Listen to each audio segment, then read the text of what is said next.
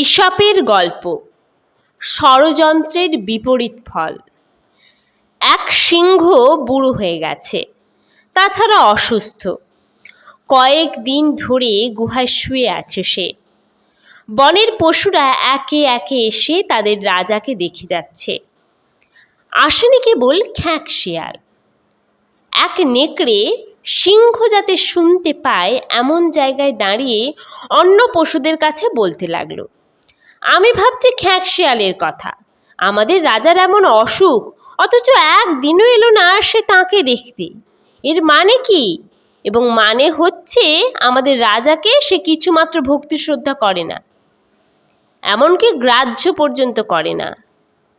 নেকড়ে এই কথা বলার সময় কোন ফাঁকে খ্যাঁক শিয়াল এসে তার সব কথা শুনে ফেলেছে।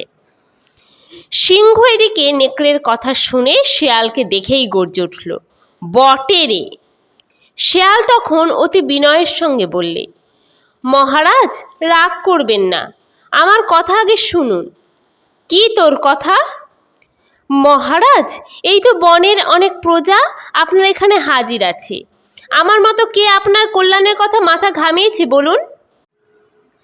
আমি কিসে আপনার অসুখ সারে তাই জানবার জন্যে কত জায়গায় বদ্যির কাছে যে ঘুরে বেরিয়েছি তার লেখা জোখা নেই। শেষে জেনেও নিয়েছি তাদের কাছ থেকে আপনার অসুখ সারবার দাওয়ায়। কি সে দাওয়ায়? বদ্যিরা সবাই বললে, জ্যান্ত নেকড়ের ছাল ছাড়িয়ে গরম থাকতে থাকতে তাই দিয়ে আপনি গা ঢাকলে নির্ঘাত আপনার অসুখ সেরে যাবে। এই কথা শুনবার সঙ্গে সঙ্গে নেকড়ে সিংহের হাতে প্রাণ হারালো। নীতি কথা, অপরের ক্ষতি করতে গেলে অনেক সময় নিজের ক্ষতি ডেকে আনা হয়। মশা মারতে গালে চড়।